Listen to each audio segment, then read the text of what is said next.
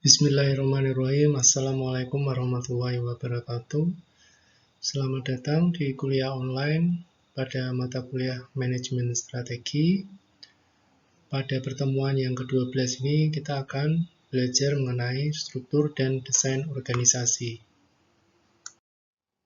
Tujuan pembelajaran dari pertemuan yang ke-12 ini yaitu untuk menjelaskan definisi struktur organisasi, menerangkan pentingnya struktur organisasi dalam mengimplementasikan strategi, menggambarkan pola pertumbuhan perusahaan secara umum dan hubungan antara strategi perusahaan dan strukturnya, mengklasifikasikan tipe-tipe tradisional struktur organisasi, dan mendeskripsikan keunggulan serta kelemahan dari masing-masing tipe.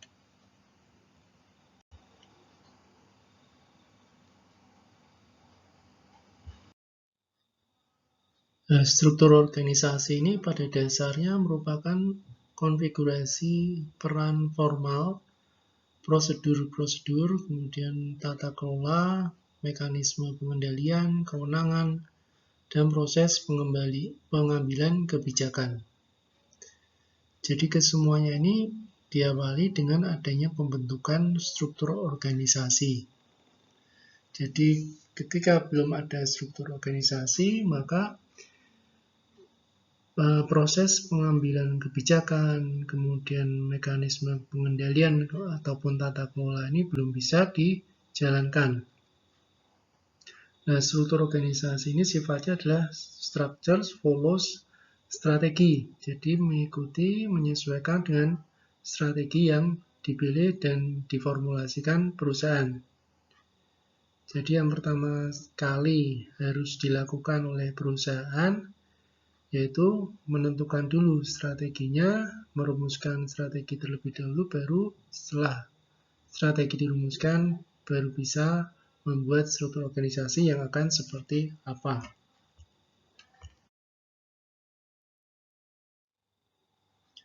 Nah, perusahaan sendiri ini juga ada tahap pertumbuhannya atau tahap perkembangannya sama seperti manusia. Jadi manusia tahap pertumbuhannya dimulai dari bayi, kemudian setelah balita bisa merangkak, kemudian anak kecil bisa berjalan, lalu beranjak besar lagi bisa berlari, kemudian beranjak remaja, beranjak dewasa. Demikian juga dengan perusahaan. Pada awal berdiri pastilah sama seperti dengan bayi atau balita yang baru mulai berjalan atau baru mulai belajar merangkak. Nah, tahap pertama ini bisa diibaratkan pendapatan dari perusahaan masih sangat sedikit atau masih sangat rendah, dan jangkauan produk atau pasar juga masih kecil. Jadi struktur yang dipakai di sini adalah struktur yang sederhana. Lalu dilanjutkan dengan tahap kedua. Tahap kedua ini perusahaan sudah mulai bisa meningkatkan pendapatan dan ada hubungannya dengan integrasi vertikal. Jadi berusaha melakukan ekspansi baik dari ke belakang ataupun ke depan. Nah, struktur yang tepat untuk tahap kedua ini yaitu struktur fungsional. Lalu dilanjutkan tahap perkembangan yang ketiga yaitu strateginya memperluas usaha ke pasar-pasar baru, ke area-area baru. Nah, struktur yang tepat yaitu struktur divisional. Lalu tahap keempat strateginya adalah ekspansi ke pasar internasional. Struktur yang tepat untuk strategi ini yaitu struktur divisi internasional, area geografis, divisi produk internasional, fungsional internasional, dan matriks internasional.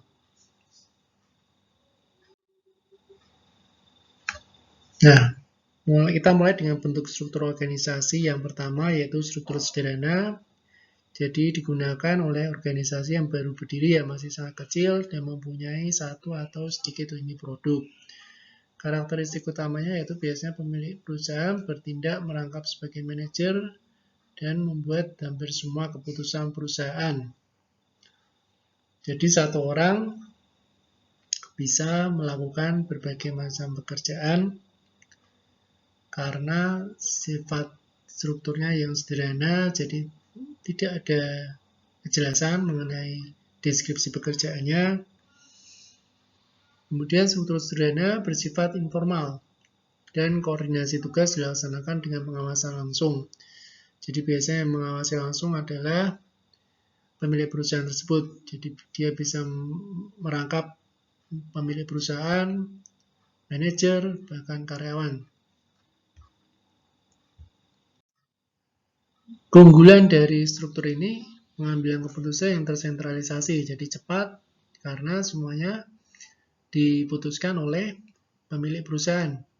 Kemudian spesifikasi tugas yang masih kecil, tidak terlalu banyak, kebijakan-kebijakan dan aturan juga masih sedikit, evaluasi dan sistem rewardnya sifatnya masih informal.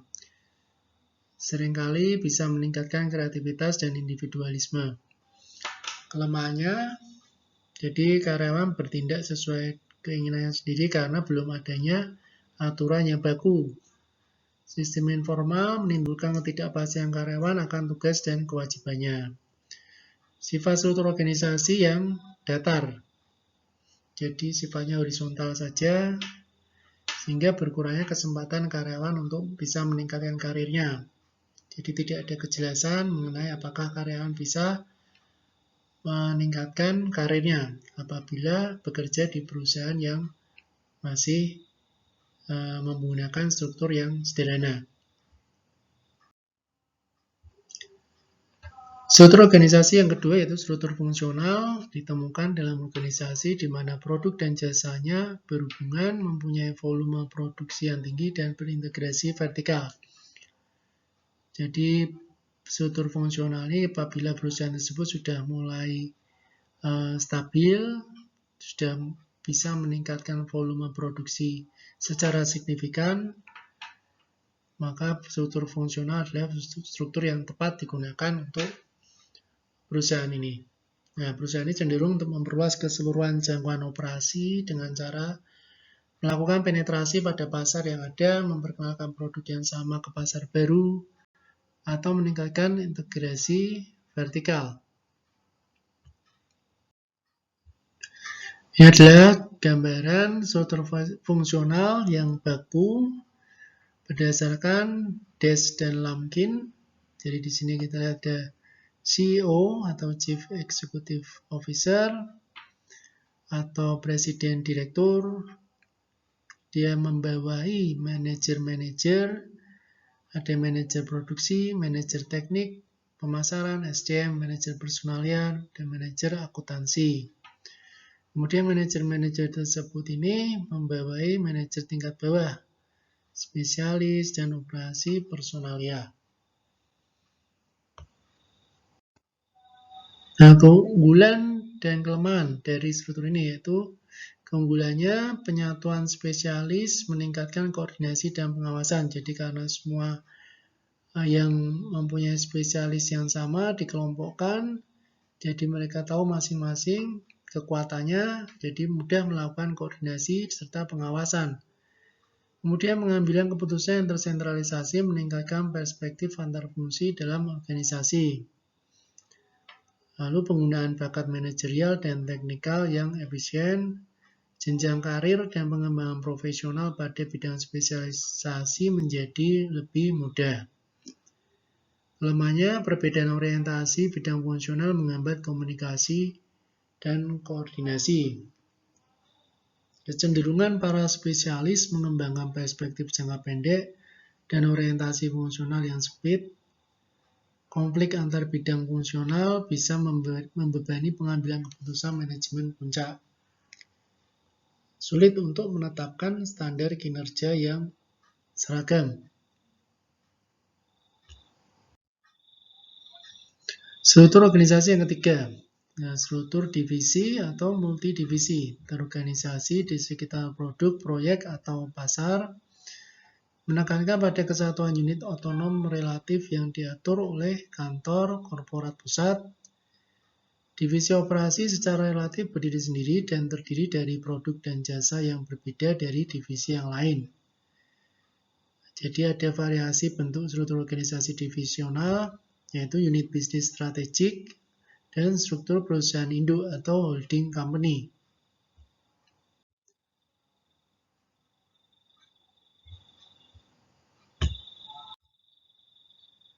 Nah, ini adalah keunggulan dan kelemahan struktur divisional. Keunggulannya itu peningkatan pengendalian strategik dan operasional, memudahkan CEO untuk menyelesaikan isu-isu strategik, kemudian respon yang cepat terhadap perubahan, meningkatkan fokus pada produk dan pasar, meminimalkan masalah yang berhubungan dengan pembagian sumber daya antar bidang fungsional, memfasilitasi kemajuan general manager. Kelemahannya menambah biaya karena adanya duplikasi karyawan, operasi, dan investasi. Kompetisi disfungsional antar divisi bisa mengurangi kinerja perusahaan secara keseluruhan. Kesulitan dalam mempertahankan citra perusahaan selalu menekankan pada kinerja jangka pendek. Ini adalah gambaran baku dari struktur divisional. Jadi ini ada CEO atau presiden direktur. Dia membawahi di sini staf perusahaan dan ada general manager divisi A, general manager divisi B, general manager divisi C. Jadi pada mulai struktur divisional ini presiden direktur membawahi para general manager. Nah, general manager tersebut juga membawahi berbagai macam manajer, mulai dari manajer produksi, teknik, pemasaran, dan lain sebagainya. Demikian juga manajer B dan manajer C.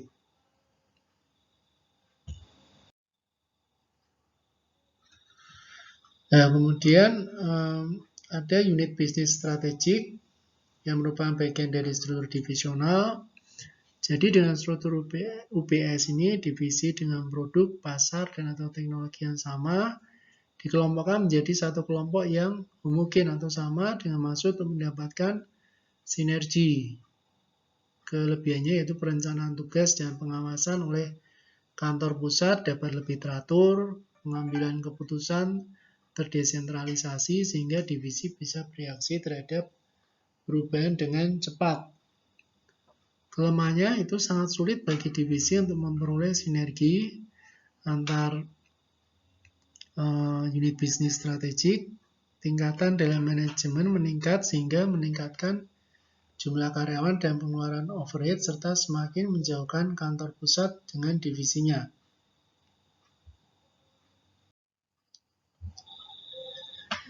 Kemudian struktur perusahaan induk atau holding company. Jadi struktur perusahaan ini sering digunakan ketika bisnis dalam portfolio perusahaan tidak mempunyai banyak kesamaan atau unrelated diversification. Kelebihannya itu menghemat biaya perusahaan. Kemudian otonomi yang diberikan akan meningkatkan motivasi manajer divisional dan memungkinkan untuk merespon lebih cepat terhadap peluang dan ancaman. Kurangnya pengawasan dan ketergantungan manajer pada level perusahaan terhadap manajer divisi. Jadi terlalu bergantung pada manajer divisi ya.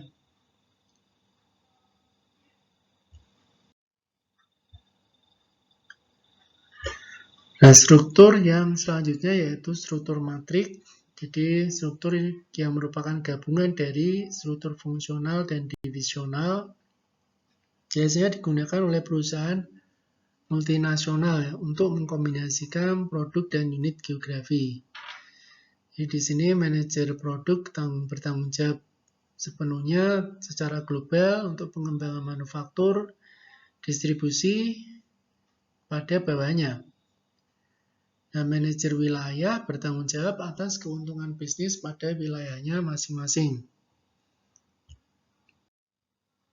Keunggulan, jadi keunggulannya untuk meningkatkan respon pasar lewat kolaborasi dan sinergi antar bidang, divisi dan cabang. Kemudian memungkinkan penggunaan sumber daya yang lebih efisien, meningkatkan fleksibilitas, koordinasi, dan komunikasi, meningkatkan pengembangan profesional lewat tanggung jawab yang lebih besar. Nah, kelemahannya pelaporan ganda, menyebabkan ketidakpastian akuntabilitas, perang kekuatan bisa menimbulkan meningkatnya konflik, hubungan kerja menjadi lebih rumit dan terjadi duplikasi SDM, ketergantungan yang berlebih terhadap proses kelompok dan kerja tim bisa memperlambat pengambilan keputusan.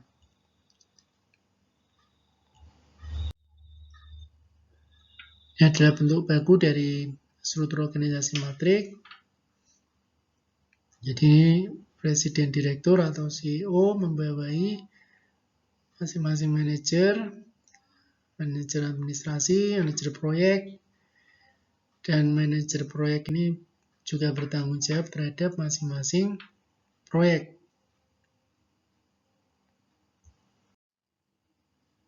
Lalu ada bentuk yang lain dari struktur matrik. Jadi ada presiden direktur yang membawahi wakil presiden ya. Jadi di sini istilahnya bukan manajer tapi wakil presiden. Ada wakil presiden permesinan, produksi, ada pembelian, administrasi. Dan di sini ada manajer proyek A. Jadi dia berkoordinasi dengan wakil presiden permesinan mengenai hal-hal yang berhubungan dengan mesin. Kemudian ada manajer proyek B juga sama. Dia juga berkoordinasi dengan wakil presiden permesinan, produksi, pembelian, administrasi terhadap bidang-bidang yang sesuai dengan kapasitasnya.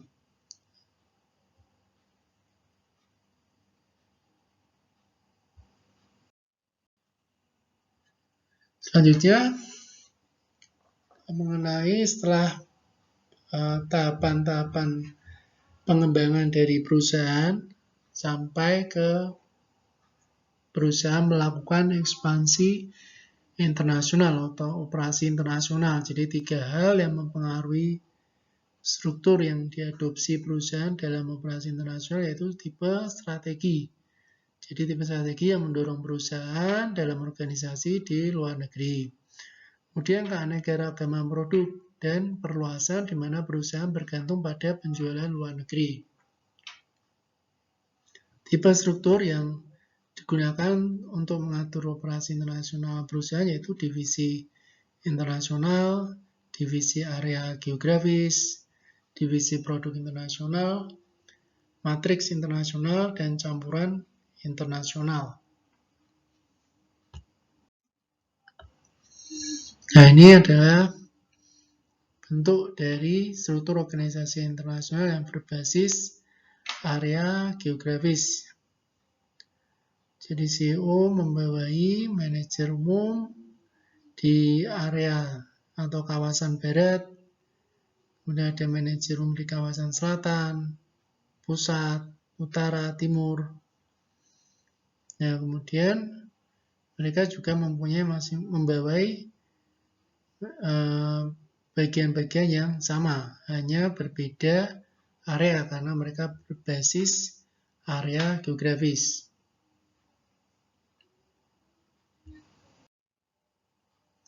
Nah, keunggulan dan kelemahan.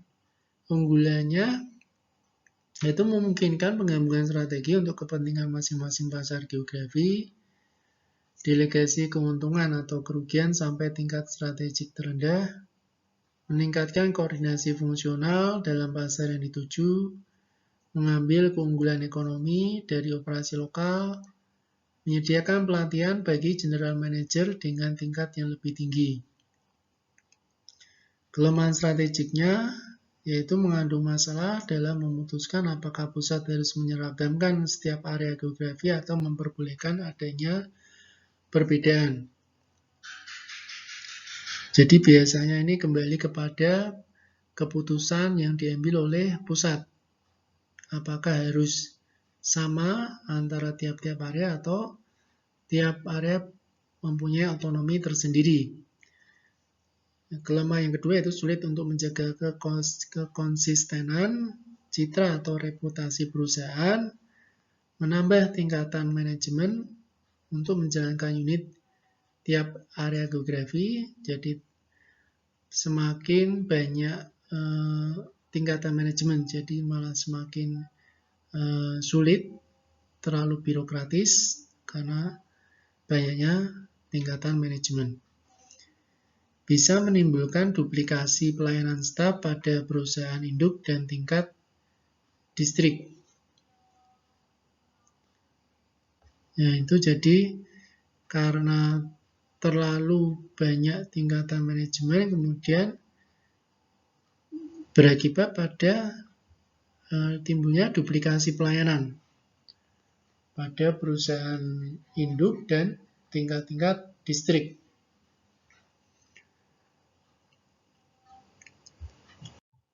Ya, demikian yang bisa saya sampaikan melalui materi kali ini.